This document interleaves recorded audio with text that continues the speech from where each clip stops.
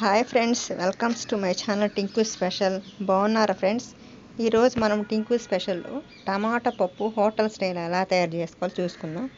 ముందుగా మనం ఒక కప్పు కందిపప్పుని తీసుకొని చక్కగా 3 సార్లు వాష్ చేసుకొని తర్వాత ఒక హాఫ్ లీటర్ వాటర్ వేసుకొని ఒక అరకప్పు పసుపు వేసుకొని కొద్దిగా అర స్పూన్ నూనె వేసుకొని స్టవ్ మీద పెట్టుకొని 4 విజిల్స్ వచ్చేంతవరకు ఉడికించుకోవాలి. ఇలా ఉడికించుకొని పక్కన పెట్టుకొని టమాటా, పచ్చిమిర్చి, చింతపండు, కొత్తిమీర, కరివేపాకు, ఉల్లిపాయలు, ఒక చిన్న సైజు ఉల్లిపాయ కోసి పక్కన పెట్టుకొని ఒక కడాయి తీసుకొని 4 ఎండుమిర్చి, కొద్దిగా ఆవాలు, కొద్దిగా జీలకర్ర వేసి ఇవి వేగేంత వరకు వేయించుకోవాలి. సన్న సెగ మీద ఇలా వేయించుకోవాలి. ఇలా వేయించుకున్న దాంట్లో మనం సన్నగా తరిగి పెట్టుకున్న ఉల్లిపాయలను వేసుకోవాలి. తర్వాత సన్నగా తరిగి పెట్టుకున్న పచ్చిమిర్చి వేసుకోవాలి.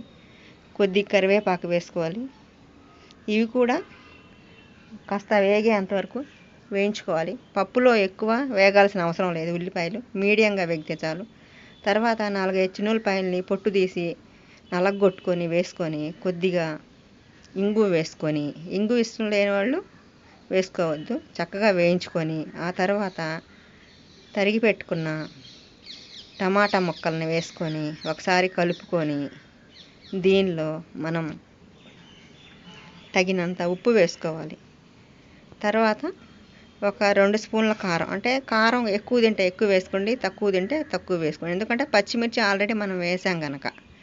తర్వాత చింతపండుని బాగా రసం తీసుకొని ఆ రసం కూడా పిండుకొని ఒకసారి గరిటెతో కలిగి పెట్టుకొని కొద్ది కొత్తిమీర వేసుకొని మూత పెట్టుకొని ఒక 10 నిమిషాలు మీడియం ఫ్లేమ్ మీద చక్కగా టమాటాలు ఉడికేంత వరకు ఉడికించుకోవాలి. తర్వాత మూత తీసి టమాటాలు ఉడికినాయో లేదో ఒకసారి చెక్ చేసుకొని ఇలా మగ్గిపోయిన టమాటాల్లో మనం ఈ ఉడికించుకున్న పప్పును వేసుకోవాలి. దీనికి ముందు మనం 1 స్పూన్ వెన్న వేసుకోవాలి. వెన్న లేకపోతే 1 స్పూన్ నెయ్యి వేసుకొని ఆ తర్వాత ఉడికించిన పప్పును వేసుకొని బాగా కలిగి పెట్టుకోవాలి. ఈ టమాటాలు ఈ పప్పు కలిసేంతవరకు చిన్నగా కలిగి పెట్టుకొని దీని మీద కొద్దిగా కొత్తిమీర వేసుకొని ఒక 5 నిమిషాలు మూత పెట్టుకొని సన్నని సెగ మీద ఉడికించుకోవాలి. తర్వాత ఉడికిన తర్వాత డిష్ అవుట్ చేసుకొని సర్వ్ చేసుకోవచ్చు. ఉప్పు ఒకసారి చెక్ చేసుకోండి. మీకు ఇష్టంగా ఉంటే కొద్దిగా నూనె వేసుకొని కొద్దిగా ఆవాలు, కొద్దిగా జీలకర్ర వేసుకొని కొద్దిగా కరివేపాకు వేసుకొని ఒకసారి తాలింపు వేసుకుంటే ఇంకా చాలా టేస్టీగా ఉంటుంది. 2 ఉప్పు మిరపకాయలు కూడా వేయించి వేసుకోవచ్చు.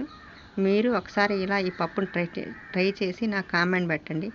నా ఛానల్ సపోర్ట్ చేయండి, సబ్స్క్రైబ్ చేయండి, లైక్ చేయండి, షేర్ చేయండి. Thank you.